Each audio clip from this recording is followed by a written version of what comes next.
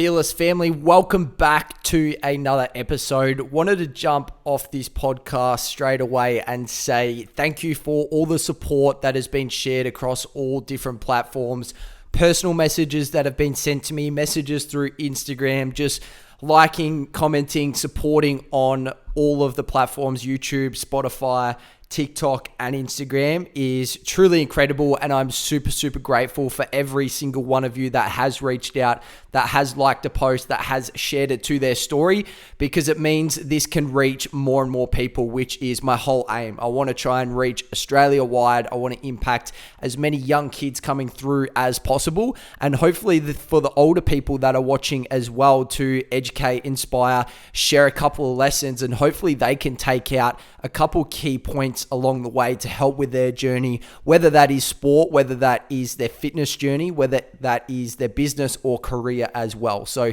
just wanted to come off and say thank you very much.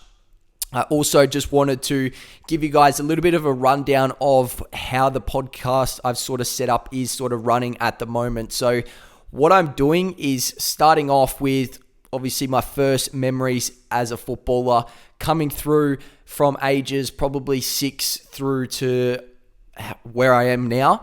But I wanted to make sure that I cover off different moments in time along that way.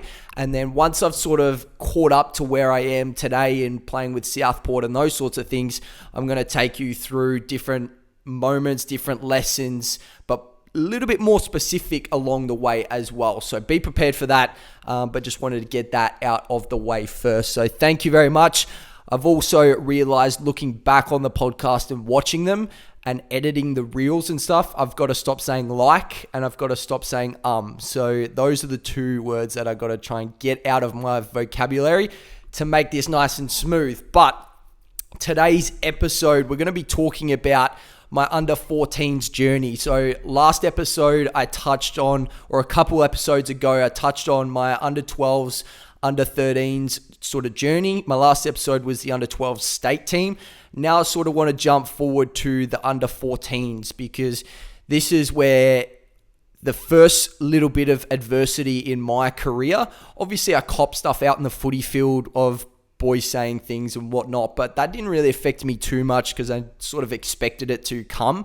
But the first real big piece of adversity was when I broke my ankle in under 14s, which hit me pretty hard, and something that took me a little while to recover from as well, both physically and mentally, not being able to be out there with my teammates. So we started off the year relatively strongly, as we always do in our competition. We had just won the grand final 3 times in a row, gone back to back to back. So we've got a pretty good team.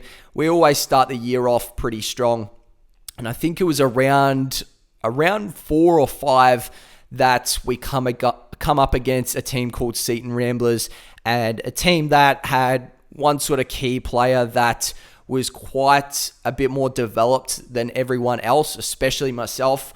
I struggled putting on weight when I was a young kid. I look back at photos now and I was a skinny stick, that's for sure. And this guy was quite developed, and there was a lot of people that were scared of him. And Dad always got in my head to say, you've got to stand up as a captain, as a leader of your team, and go, nah, we're taking this guy on. We're not afraid to tackle him. We're not afraid to take him on, and those sorts of things. And he was actually the one that did break my ankle. I don't think it was on purpose at all.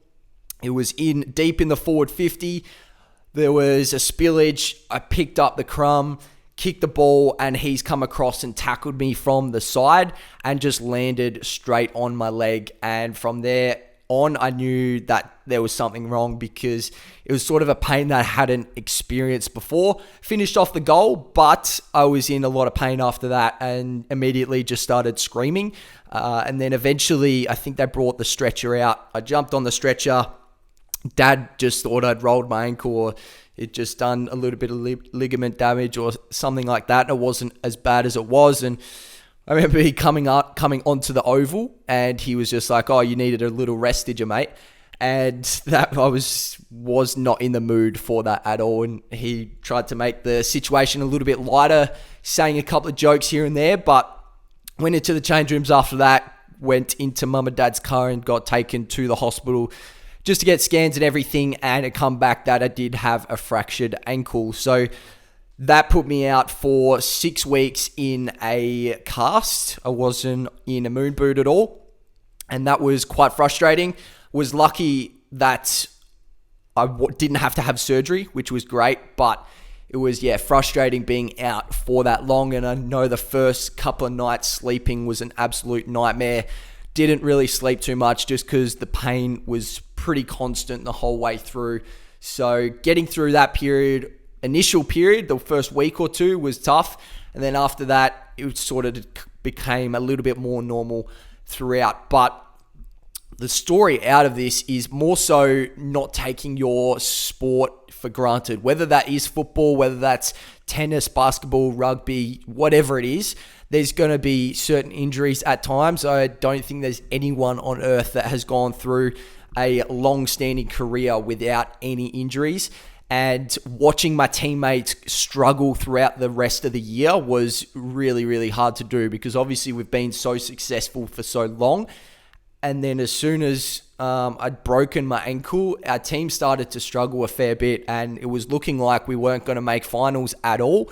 And it got towards the pointy end of the season. As soon as I got out my cast, I started trying to walk again. I remember walking again was a really big struggle.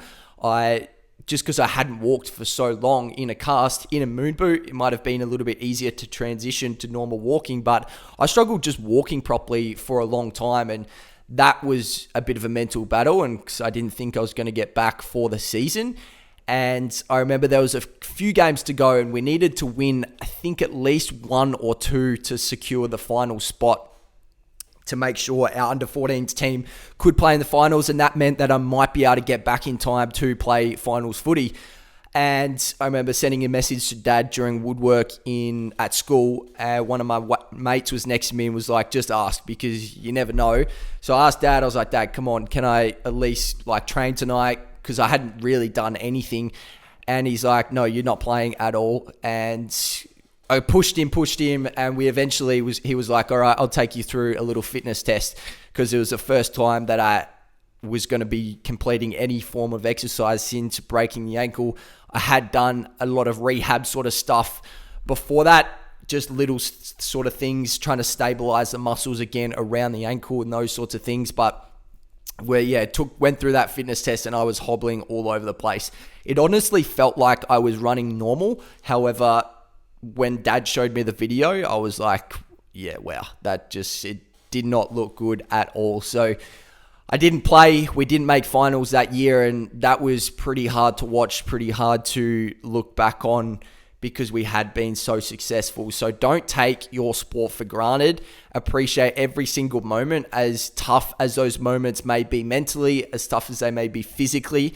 You'd much rather be out there doing whatever it is you're doing than being on the injury list on the sidelines, because there's nothing worse than watching the mates that you've grown up with for 6 years at this point struggle to win games and struggle or not even make the finals. And knowing that you could have played a part in that, not to boost my own ego or anything, but I was one of the better players of that side. I'd won the best and fairest the previous year, and it looked like they needed some help, and I wasn't able to provide that help. So don't take your sport for granted. Appreciate every single moment that you do have.